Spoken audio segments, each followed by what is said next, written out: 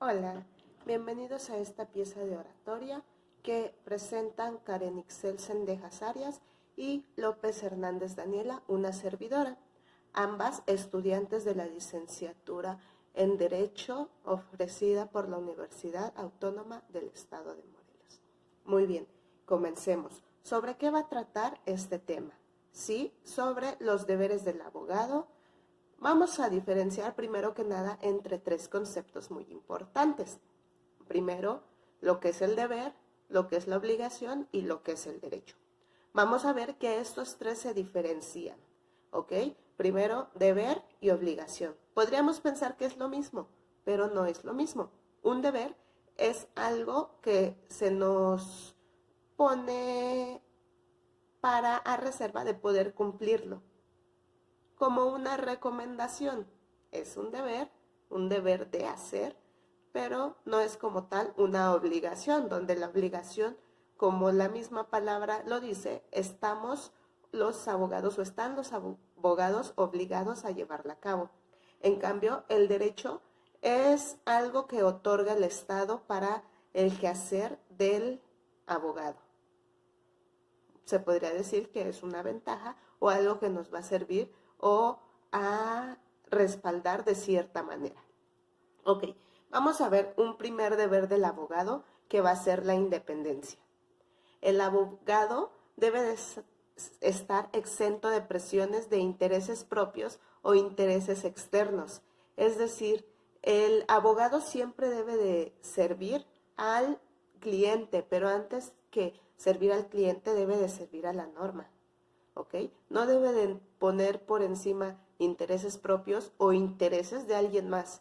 Siempre debe de estar con el cliente y con las normas que rijan ese momento histórico o ese espacio histórico o de manera personal, material, espacial.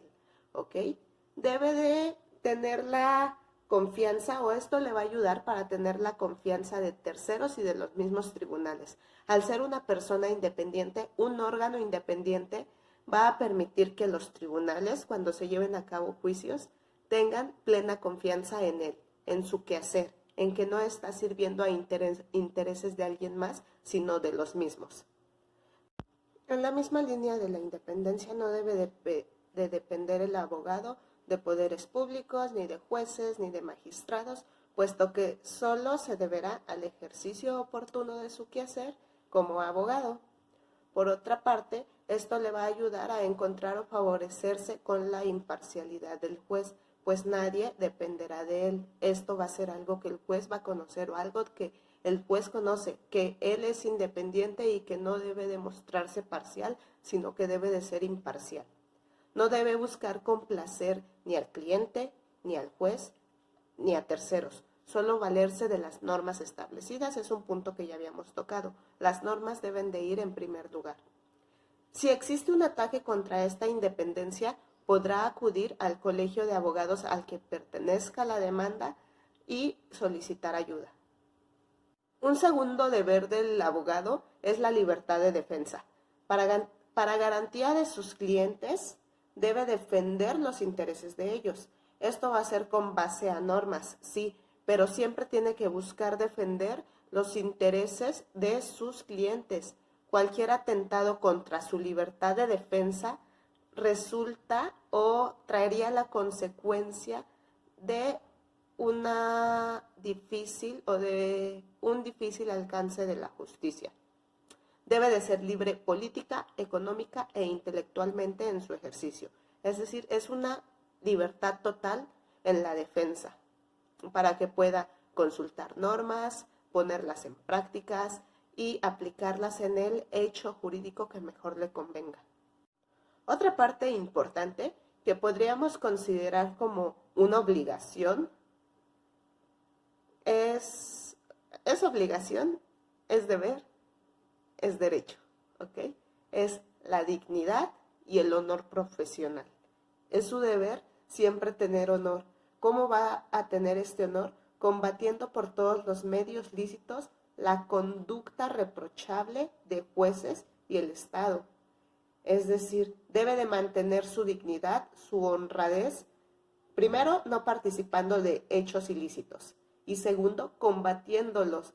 No va a servir solamente que no los practique, sino que le va a ayudar a mantener su dignidad y su honor el combatirlas, el dar a conocer estos hechos.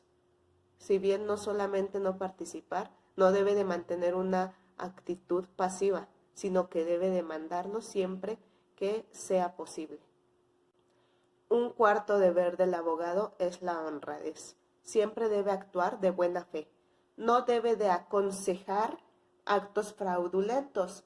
No basta con no participar, sino que no debe de aconsejar, no debe de dar tips, no debe de hacer mal uso de las normas o aconsejar hacer mal uso de las normas. El realizar un acto que no vaya acorde a la justicia atenta contra su propia ética profesional. Debe, de esta manera, denunciar estos actos ilícitos. Un quinto deber del abogado es la confianza e integridad. Para que exista esta confianza por parte del cliente, éste debe de demostrarlo a través de sus actos. Es decir, las acciones hablan por sí solas. Entonces, conforme vaya creando esta fama de honradez, esta fama de integridad y de confianza, es que sus clientes van a poder confiar en ellos. La confianza total significa una existencia de cualquier duda sobre la honradez y la rectitud del abogado, ¿ok? Debe de considerar que tiene obligaciones, que tiene derechos y que tiene deberes. Y su mismo cliente debe de conocer cuáles son y si éste los lleva a cabo o no. Muy bien, ahora vamos con el número 6. El deber del abogado va a ser el secreto profesional. Esto se da en muchas otras carreras, o si no es que en todas, ¿ok? Porque es muy importante que el profesional en cualquier área mantenga el secreto con sus clientes, sea lo que sea ventas, sea educación, o sea en este caso el derecho. Es un derecho y es una obligación que tiene respecto al cliente el abogado. Es en torno a todos con los que tenga relación y de los cuales haya tenido o recibido algún documento. Es decir, si se trata del abogado contrario, yo defiendo y él ataca, entonces si yo recibo algo de él, tengo que tener como abogado esa ética profesional y no hacer uso de este material o de este documento que me está otorgando. En eso también se basa el secreto profesional. Es importante para que no pueda el abogado llegar a ser obligado a declarar sobre los mismos hechos. Este deber tiene que darse a conocer a cada cliente. Es obligación del abogado dar a conocer que él debe mantener un secreto profesional, porque de no ser así debe de enfrentarse a las consecuencias. Continuando con el tema de la regla general del secreto profesional, pues debemos de mencionar que todo abogado debe tener presente los siguientes puntos, destacando los más importantes que el Código de Ética nos menciona. El primer punto es que ni la exoneración por parte del cliente le va a permitir difundir al abogado las confidencias. El segundo punto consiste en que la obligación del secreto profesional no tiene una fecha de caducidad. El tercer público es que el abogado no debe ni puede declarar como un testigo en el procedimiento. El cuarto punto es que la obligación del secreto profesional se va a extender a todos los miembros del despacho jurídico del abogado y en caso de que así se requiera, se va a extender al abogado que de ser necesario le sustituya en algún procedimiento en cuanto a defensa. Y por último, la confidencia no puede ser utilizada sea cual sea el medio de comunicación por el que se recibe.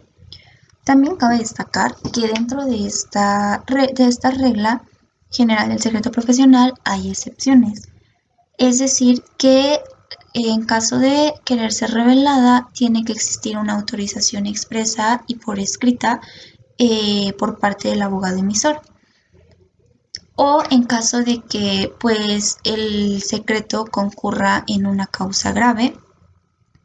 Y por último, que sea para la oportuna rendición de cuentas hacia el cliente.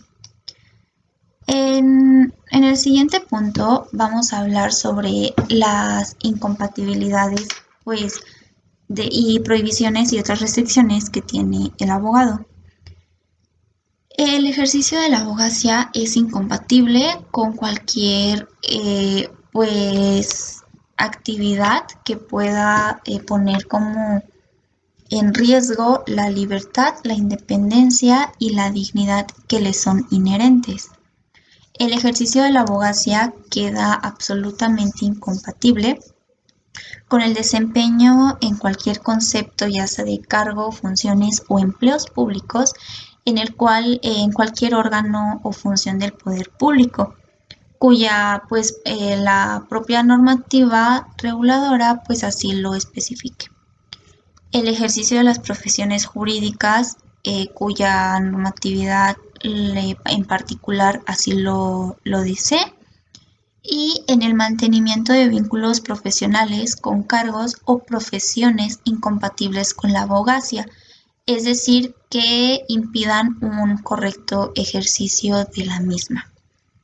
Los abogados también tienen ciertas restricciones o prohibiciones y entre las más importantes es que no se puede ejercer la abogacía estando incurso en causa de incompatibilidad o no se va a poder prestar la firma, o sea, no se puede prestar la firma a quien por cualquier causa no pueda ejercer como abogado. También queda prohibido compartir locales o servicios con profesionales pues cuyas actividades sean incompatibles y que para ello afecten el secreto profesional. Queda prohibido también mantener vínculos asociativos de carácter profesional que impidan el correcto ejercicio de la abogacía.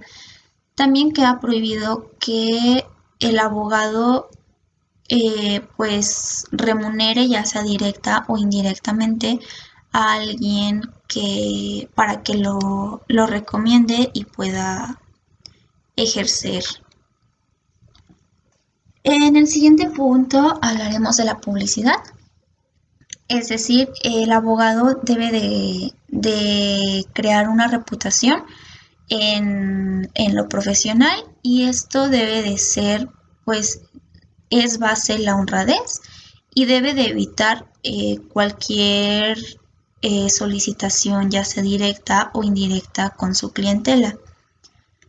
El segundo punto es que pues toda la publicidad provocada directa o indirectamente por el abogado con fines de lucro, ya sea para elogiarse a sí mismo, pues va a menoscabar la dignidad de la profesión. Tenemos 3 apartados. El apartado A nos habla sobre la publicidad de litigios pendientes. Es decir, en este punto el abogado no puede dar a conocer por ningún motivo y ni por ningún medio de publicidad, ya sea escrito o información, ya sean escritos o información por, no sé, cualquier litigio. Y esto es salvo que la justicia o la moral pues así lo demanden. El apartado B, que nos habla sobre un empleo de medios publicitarios para la capacitación y el desahogo de consultas. Es decir, pues esto va a faltar a la dignidad profesional del abogado, que pues desahogue consultas ya sea por radio o por cualquier otro medio para emitir sus opiniones ya sea sobre su propia actividad o su firma por conducto de periódicos en cualquier medio de publicidad sobre casos en concretos que les sean planteados. Por último, en el apartado C tenemos la incitación, ya sea directa o indirecta, para litigar. Es decir, que no está de acuerdo con la dignidad profesional el que un abogado ofrezca sus servicios o de opinión pues sobre un determinado asunto con el propósito de poder generar o provocar él mismo un juicio.